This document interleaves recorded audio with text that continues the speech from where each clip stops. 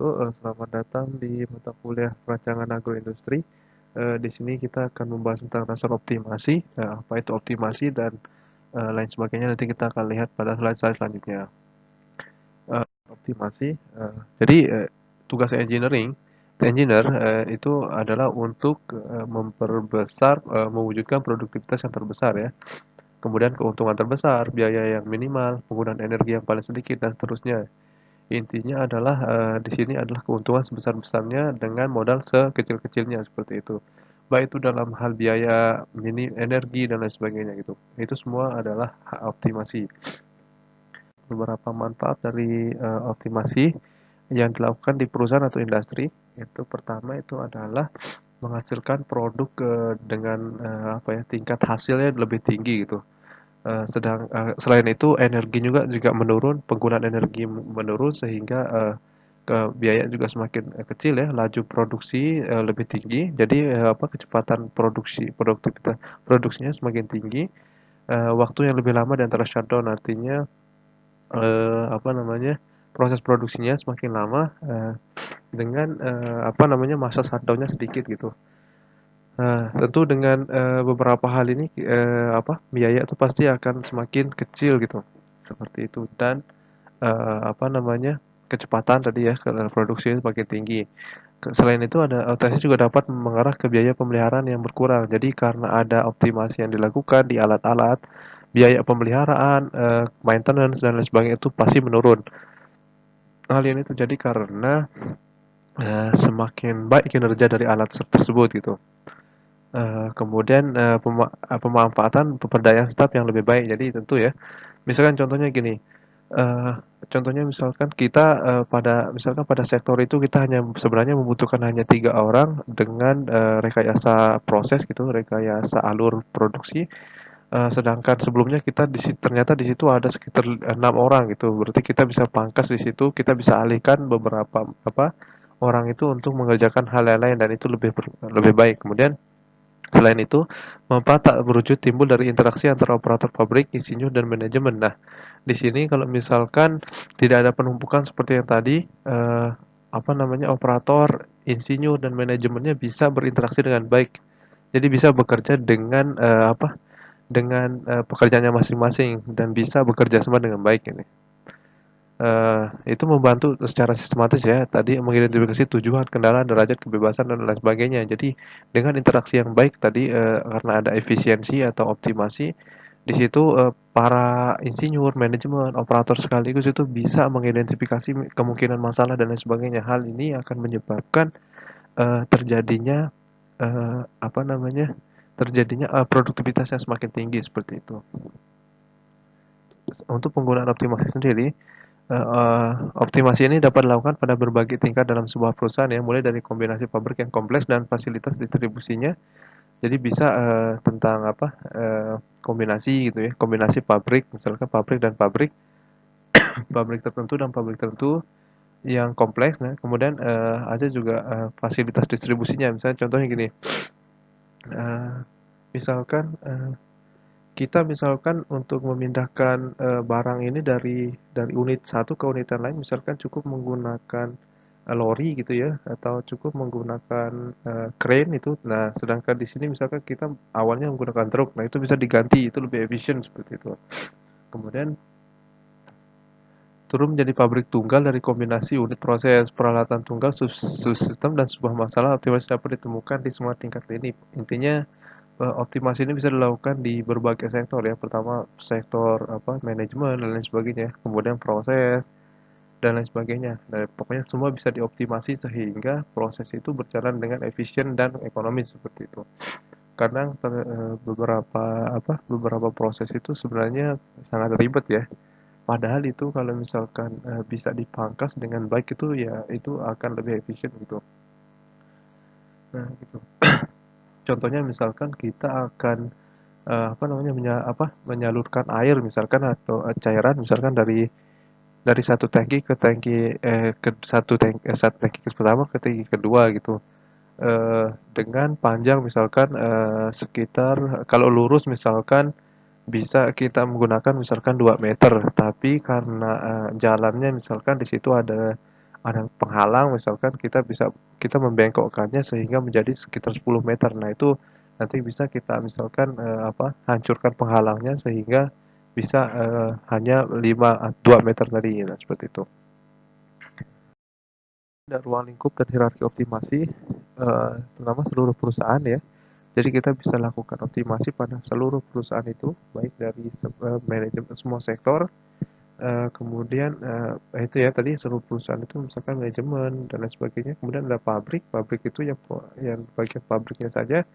Misalkan kita bisa optimasi jarak pengangkutan air dari wastewater treatment ke proses, itu bisa misalkan jalurnya kita perpendek dan lain sebagainya. Kemudian dari proses, proses itu semakin sempit ke bagian dalam, misalkan contohnya misalkan eh, awalnya kita menggunakan 7 tangki misalkan untuk untuk melakukan proses, tapi di 7 tangki itu misalkan yang terisi hanya 70%, berarti kita bisa bisa gunakan sebenarnya 5 tangki gitu, yang lain kita shutdown-kan dengan kapasitas misalkan 100%. Nah, itu lebih efisien dari segi energi, dari segi proses dan lain sebagainya. Kemudian sebuah unit proses tunggal itu ini adalah unit-unit proses yang berdiri sendiri, misalkan heat exchanger itu bisa dioptimasi. Kemudian ada peralatan tunggal dalam operasi, ini sama ya. Kalau yang unit proses tunggal itu misalkan contohnya misalkan proses pemanasan, misalkan di situ ada pompa, ada heat exchanger dan lain sebagainya. Nah, itu sedangkan ini untuk peralatan tunggal dalam operasi itu misalkan tadi heat exchanger. Kemudian pompa, pompa itu bisa kita optimasi. Contohnya misalkan pompa yang kita gunakan misalkan jet pump. Sedangkan kita hanya butuh misal menggunakan pompa yang biasa gitu, pompa pompa yang sentrifugal yang lebih ringan dan energi yang dibutuhkan misalkan lebih sedikit. Nah, itu kita ganti aja pakai itu gitu. Jangan menggunakan jet pump dan lain sebagainya. Kemudian sistem intermediate, ini sistem intermediate-nya adalah sistem pertengahan ya. Baik, apa namanya? Bagian intermediate lah istilahnya gitu. Ringkas optimasi dapat digunakan di 3 wilayah tentu. Jadi yang pertama itu adalah manajemen. Manajemen itu kita benar-benar harus bisa selalu selalu makanya di industri itu selalu dilakukan evaluasi dan nanti akan bisa disederhanakan. Misalkan eh, ada misalkan di situ top manager, ada manajer, kemudian ada sekretaris bendahara. Nah, misalkan bendahara itu sebenarnya tidak terlalu berfungsi, nah itu bisa digabung misalkan ke eh, apa namanya ke bagian sekretaris misalkan seperti itu. Atau contohnya kemarin misalkan ada di pabrik gula itu yang di Jawa Timur, saya pernah ke sana dulu. Quality control untuk untuk nira tebu, untuk minyak itu, untuk nira itu, untuk gula itu berada di satu sektor gitu. Sekarang itu ada beberapa perusahaan itu menggabungkan unit departemen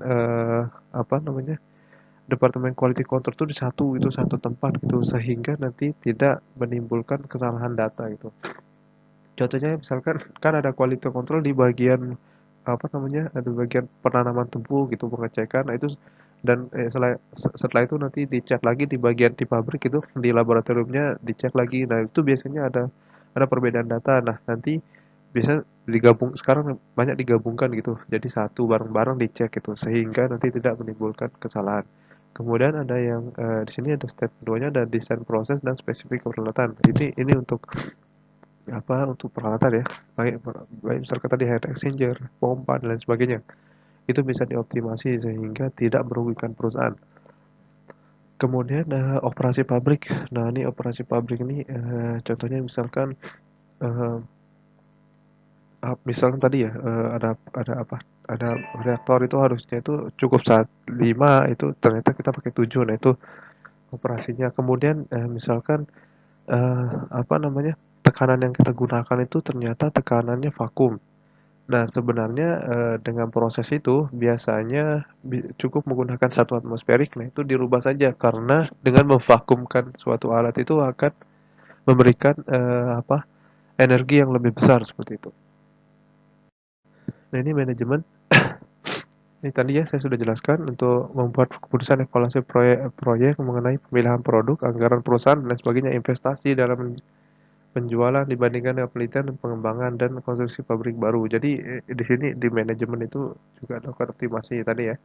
Ada tentang investasinya, penjualan penjualan penjualan dibandingkan penelitian dan pengembangannya, kemudian konstruksi pabrik dan lain sebagainya. Di sini dilakukan optimasi untuk manajemen gitu.